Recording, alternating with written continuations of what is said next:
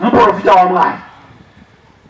Zvikanzi vaprofita vazere pano, ndobva vaprofita vauya vana Zedekia vakaprofita 450 vachienda vakaprofita pamberi pavo vakati Ramoti Gileadi endai munokunda. Zvikanzi vapedza kuprofita, Jehoshafati akagara.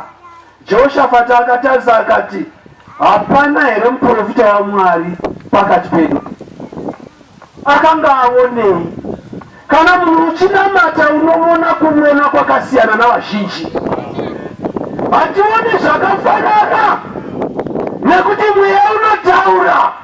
Saka Jehovha ati danai kwandiri ndichakuratidzai zvinhu zvikuru zvakavanzika zvamanga musingazivi. Saka vataurirana kuti vaende kuhondo. Jehoshafati akati aiwa ngatinamatei, ngatidaidze munhu waMwari. Vanhu vakauya vakaprofita. Jehoshafati akati maprofitiro ayo ndanga ndichikumbirawo kana paine munhu waMwari ari kuramba maprofita 450. Vapedza kuprofita, vana Zedekia wakatogadzirisa nyanga dzesimbi akapfeka musoro, akatanga kutunga mhepo achiti munonokunda. But Jehoshafati unotiye hapana here munhu waMwari, hapana here munhu waMwari. Aiona zvakasiyana navamwe. Kana musinganamati, musingagare muchinamata, muchaona savazhinji. Asi kana muchinamata munoona zvakasiyana navamwe. Munoona kuti pano mweya usiri waMwari, munonzwisisa kubudikidza nomweya. Jehoshafati nokuti kwaibva wainamata, nyangwe dai anga aita mistake yekutaura nemuromo, asi pfungwa dzakadzoka dzikabatwa kunzi tangai mabvunza Mwari. Rwendo rwenyu ndopatinonzwa Mikaya achinodaidzwa. Mikaya adaidzwa akavingwa nemusoja akanzi Mikaya, nhasi taura zvinofadza mambo. Nekuti vamwe vaprofita vose vataura zvinofadzani mambo. Mikaya ndokubva ati ari munzira, ndichataura zvinobva kuna Mwari. Asvika pana Ahabhu, unonziye Mikaya, taida here kuhondo? Zvikanzi naMikaya, endai sezvamagara maronga muchanokunda. Mambo ndobva anzwa kuti toni yaMikaya nekutaura kwake is not Mikaya wemazuva ese. Zvikanzi Mikaya ndokupikisana Jehovha Mwari mupenyu, ndimudze chokwadi uye chokwadi choga. Ndo patiri kuverenga pavhesi 19. Ndipo pari kunzi ndakaona Mwari agere pachigaro chake kudenga. Vatumwa vakauya pamberi pake. Vatumwa vakabvunzwa, toita sei naHabhi asingaregi kutadza, asingazorori kutadza? Zvikanzi vakataura. Mwari akati ibvai henyu hamungamugoni. Saka mweya wakaipa anga akateererawo, ndobva anzwa achibva aswedera padhuze. Zvikanzi Mwari ndinogona. Zvikanzi unozviita sei? Zvikanzi ndomunyengera kubudikidza navaprofita. Vachaprofita.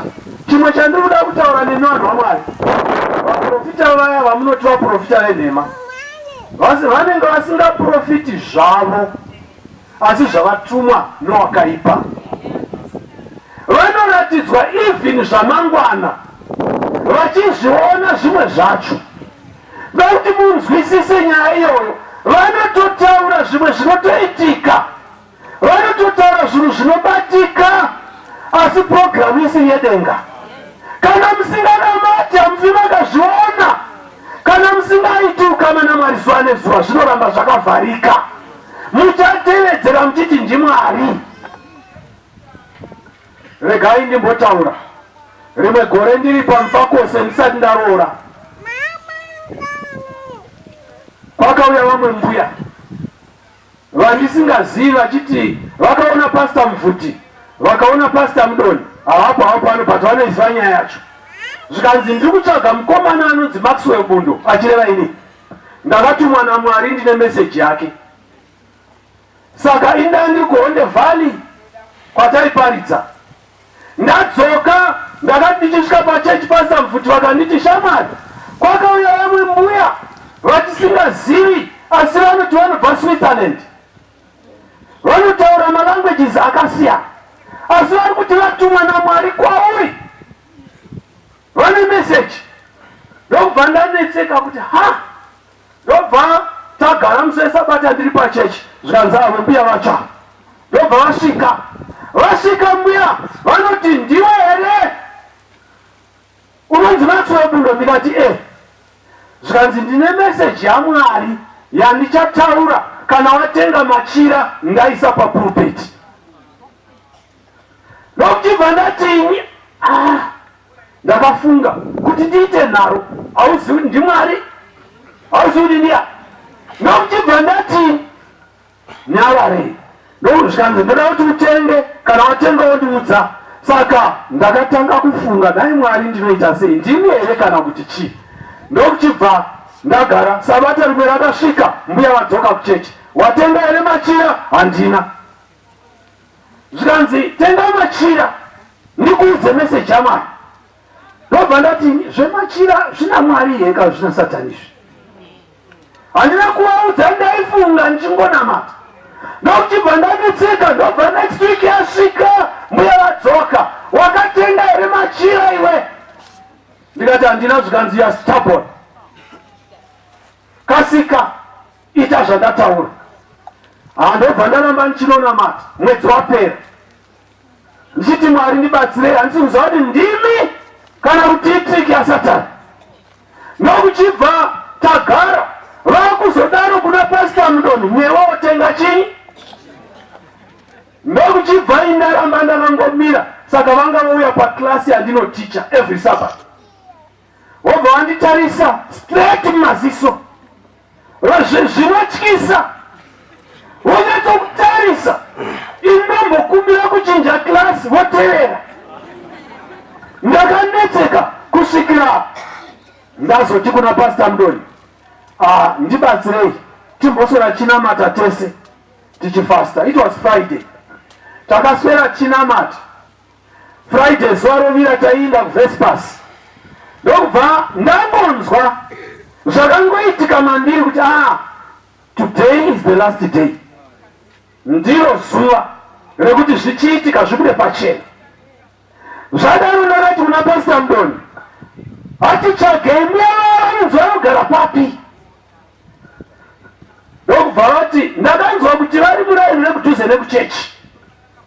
Ndobva tasvika Friday tichitoenda kuVespers. Ini ndichiti chinamata, ndainamata ndichingonotsika yati mbuya vakatinhira, kurira chaiko, kubudirwa. Isu tiri panze, ivo vari mumba. Ndobva ndati kuna Pastor Mudoni, zvakwana, mhinduro yangu yauya, handei kuchechi, inangai. Ndobva taenda kuchechi. Tasvika kuchechi, mangwana vauya kuchechi, vadzoka vauya vagara paklasi. Zvikanzi ya very stubborn, iwewe hausi kuda kuita zvakataurwa naMwari, nhasi ndinoenda kumba kwako, Mwari achataura na12 o'clock. Ndikati mbuya ndiri bachura, ndine imba 1, munopinda mumba mangu sei? Vanondiona vanoti kudini? Zvikanzi ndiri kuenda, uchida usingadi, Mwari achataura usiku. Ndakabva ndati kwete, hazviite. Vakanditaimira, vakandidzingirira nepamakombi, ndikadzokera saidi rekuchechi. But ndakanga ndavaudza kuti mbuya hamusi munhu waMwari, ndava neconfidence. Zvikanzi uri kudaro sei? Ndikati nezuro dai muri munhu waMwari maiziva zvakaitika, because vanga vakuti kumba kwangu hauda kusvika. Ndikati manye ndakasvika, mukabudirwa. Ndobva vanyarara. Ndobva vazondivigira musikana pagedhi. Zvikanzi uchaita mufundisi. Saka musikana uyu ndiye musikana wako. Ndakabva ndamira, ndikati handitauri naye, handisuda. Iyo hana kutaura neni, akaramba akamira. Saka ndakapinda napagedhi akamira, ndichipinda ndikamusiya akadaro. Mbuya vaona kuti hazvina kubudirira, vakangozodisapia. Tikagozonzwa mbiri yokuti in'anga. Asi kwavanobva vaitaura kana Chitswana kana chimarudzi, vanga vasinganzwisiki. But ndikutaura kuti vana vaMwari, nyaya yezvakavanzika inotobuda kana Mwari azvibudisa pamunamato. Pane zvimwe zvinhu zvaunoshaya mhinduro kuti zvabva kuna Mwari here kana kuti hazvina. Unonetseka kuti chii nhaye Mwari ndodini zvekuti kana usinganamati unogona kungokasika kubvuma nokuti aitaura ndine shoko rinobva kuna Mwari. Saka ini ndakapererwa kuti kochiko maexperience akawanda, handisi kuda kuwesta time ndichitaura. Pastor Boni, Pastor Mufuti, Pastor Mudoni, they know experience yandakasangana nayo ndichiri mukomana dzakawanda. I suffered inonziyo counterfeit answers to prayer. So ndiri kutaura kuti panapa Mwari ati danai kwandiri ndichakupindurai ndiko kuratidzai zvinhu zvakavanzika zvikuru zvamanga musingazivi. Nekuti chero uri muKristu ukasvikirwa nemumwe munhu anotaura nelanguage yekwenyu yechiKristu achitaura zvechiKristu, iye akahwanda usingazvioni, haugoni kuzviziva. Mwari chete ndiye anobudisa zvakavanzika, nekuti apa ndaisatoziva. Ende vana Pastor Mfuti vakanzi tine message yabva kuna ani, zvokuti indakati kuti Pastor Mfuti vanhu vandibatsire, nayo vakapererwawo kuti woti chii, ndiMwari here kana kuti hasi chii, nekuti vasvika vaine zita rakakwana Maxwell Bundo, munonzwisa.